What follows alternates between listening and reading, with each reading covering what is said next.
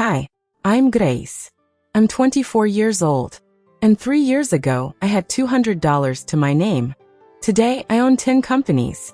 But this isn't a success story. Not really. This is a story about the people who tried to destroy me, and how I let them think they'd won right before I took everything. Stay with me, because by the end of this, you'll understand exactly what quiet rage can build. 3 years ago, I was nobody. I want you to understand that. Not in a dramatic way, just factually. I worked 60 hours a week at a marketing agency. I made copies. I sat in meetings I wasn't allowed to speak in. I smiled at people who forgot my name by Friday. I had one thing going for me, an idea. It was small, almost embarrassing to say out loud. A simple software tool that helped small businesses automate their client follow-ups. Nothing revolutionary, just useful. The kind of useful that quietly makes people rich if it's built right. I built the first version myself. Nights, weekends, $200 for a domain name and a basic hosting plan. That was my entire startup budget. I told exactly one person about it. His name was Daniel. Daniel was my boyfriend of 4 years. He was also, conveniently, the most supportive person I knew. At least, that's what he called himself. He had a business degree he never used and a talent for making other people's ideas sound like his own in group conversations. I trusted him completely. That was my first mistake. For 6 months, Daniel and I worked on the idea together. Or so I thought. I coded. I designed. I found our first 10 customers by cold messaging small business owners on Instagram at midnight. He handled the vision. That's the phrase he used. He handled the vision. I didn't question it. I loved him. And when you love someone, you hand them keys you shouldn't. By month 7, we had 30 paying customers. Small money, a few $1,000s a month. But it was growing. And for the first time in my life, I felt like I was building something that was mine. Here's where it gets interesting. Because everything I just told you, it was the calm before the storm. I remember the exact night things changed. It was a Tuesday. I'd just landed our biggest client yet, a small chain of dental clinics. $6,000 a month, just from one deal. I ran home to tell Daniel. I was so excited I could barely breathe. He wasn't home. I waited, called. No answer. At 11 p.m., he finally walked in, and he wouldn't look me in the eye.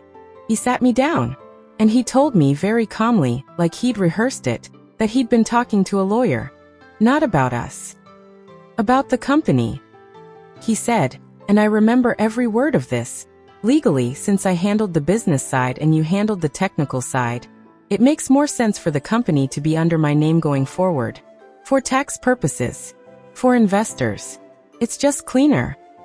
Cleaner. I actually laughed. I thought it was a joke. It wasn't. 2 weeks later, I got a message. Not from Daniel. From a lawyer representing him.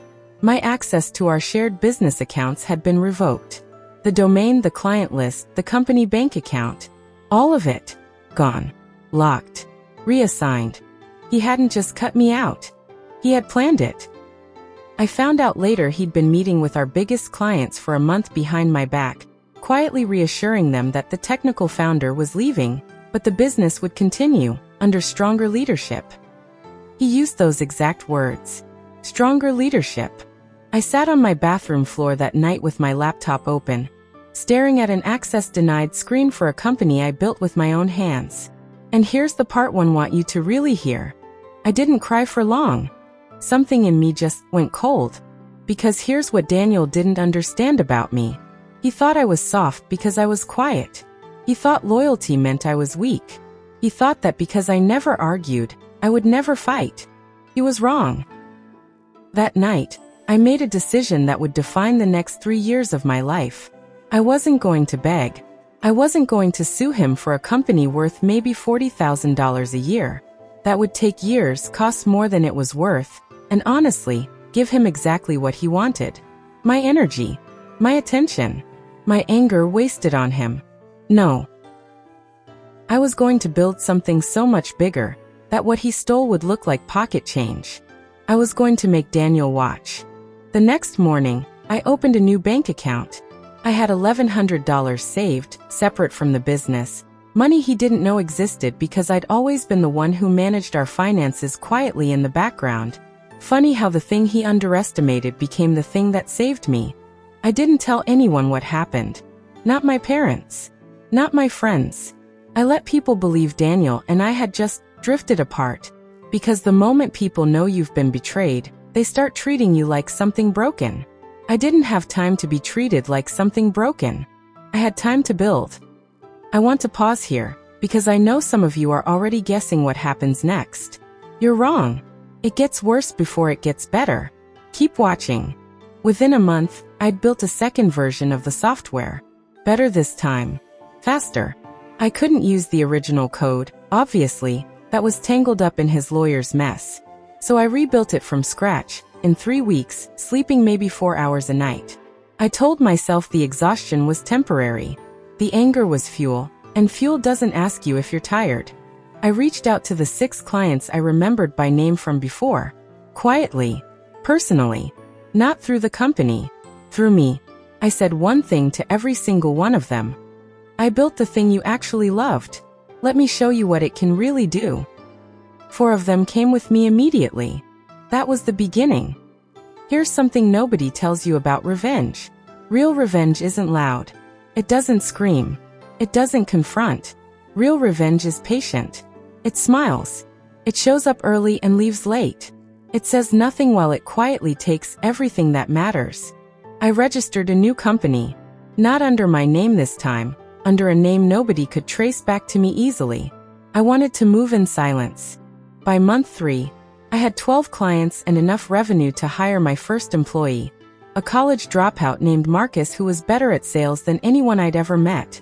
I paid him in equity because I couldn't afford cash. He believed in the idea more than he believed in a paycheck. People like that are rare. Hold on to them. By month 6, we had 40 clients. And that's when I made a decision that changed everything. Instead of only selling the software, I started licensing the framework to other agencies who wanted to offer it under their own brand. One product sold 100 different ways, under 100 different names. It sounds simple when I say it now. It didn't feel simple then. It felt like building a plane while flying it, every single day, terrified I'd fall. But I didn't fall. Now here's where I need you to really pay attention, because this is the part most people skip in stories like this. The moment where everything could have gone wrong. 9 months in, a competitor tried to buy me out. Not a friendly offer. A hostile one. They undercut my pricing to every single client I had, trying to starve me into selling for pennies. For 6 weeks, I watched clients leave one by one. I watched my bank account shrink. I remember sitting in my car outside a coffee shop, doing math on a napkin, trying to figure out if I had 4 more weeks or 6. I had exactly 5. And on week 5, day 3, one of my old clients from the dental chain, the same deal that started this whole nightmare, called me. Not Daniel's company. Me. She said, he raised our rates and stopped answering emails. You always answered. Can we come back? That one phone call saved the company. Word spreads fast between small business owners. They talk to each other more than people realize. Within 2 months, I'd not only recovered every client I lost, I'd doubled my client base, because now I had a reputation. Reliable. Fast. Honest. Daniel, meanwhile, was busy hiring a VP of growth to replace the work I used to do for free out of love. By year 1, I had $85,000 in the bank. Not company revenue. Actual, personal savings.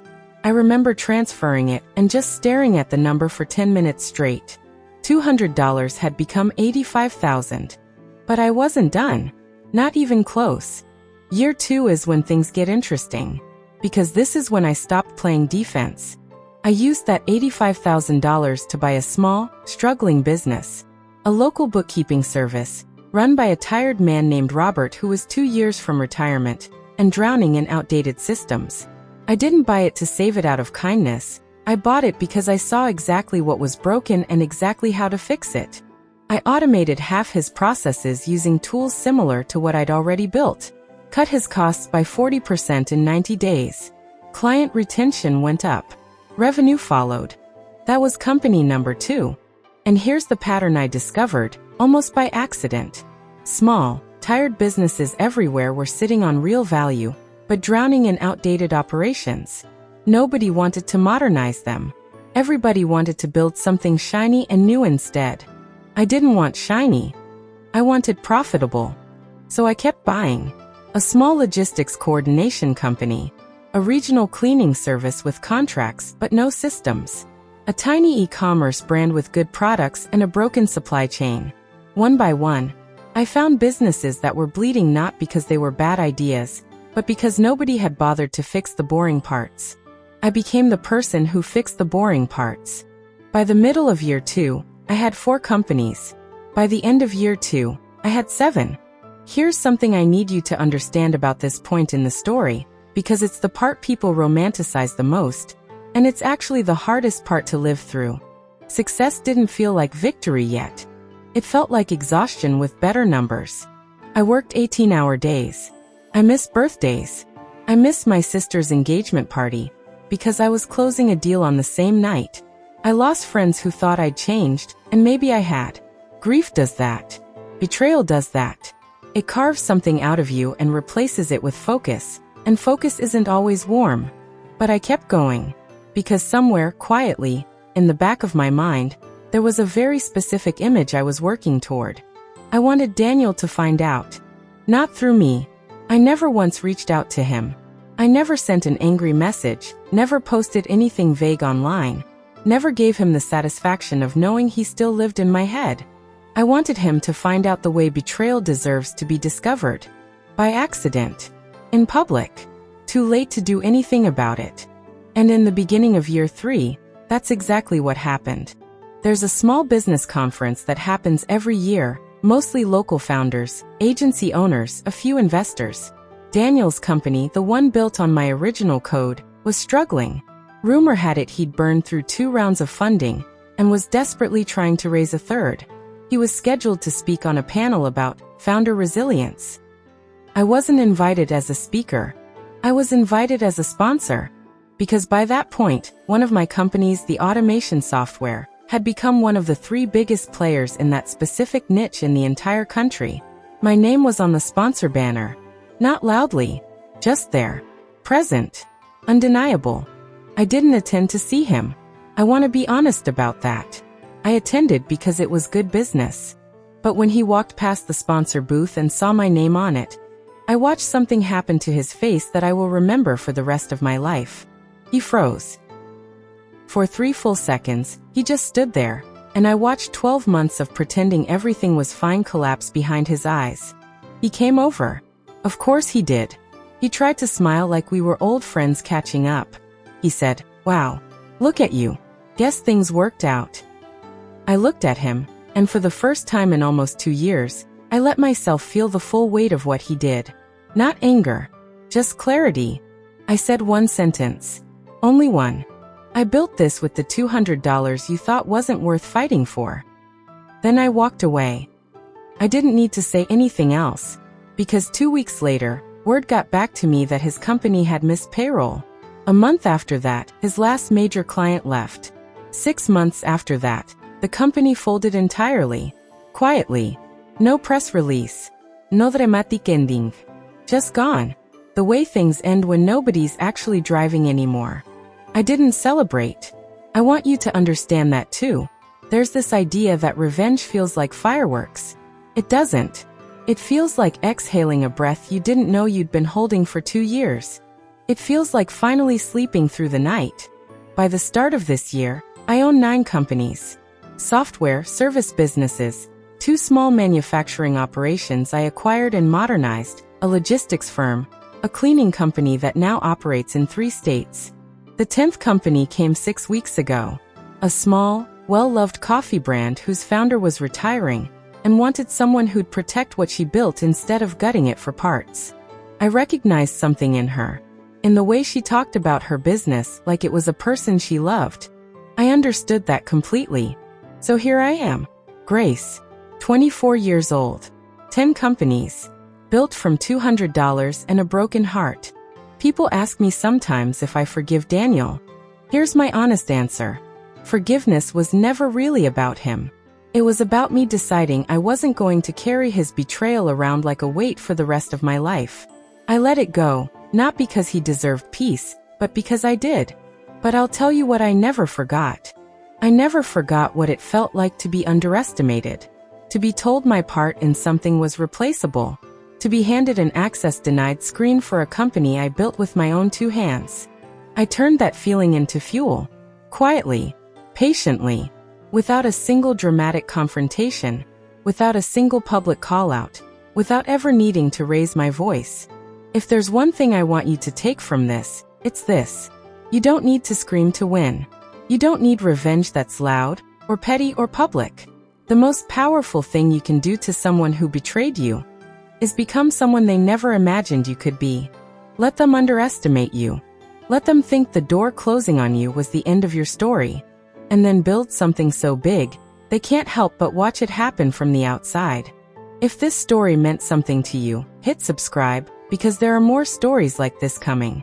Stories about people who were counted out, written off, underestimated, and built empires anyway. And if you've ever been betrayed by someone who thought you'd never recover, drop a comment below and tell me. I read every single one. Because the truth is, some of the strongest people you'll ever meet started with almost nothing. $200. One betrayal. And a decision to never be underestimated again.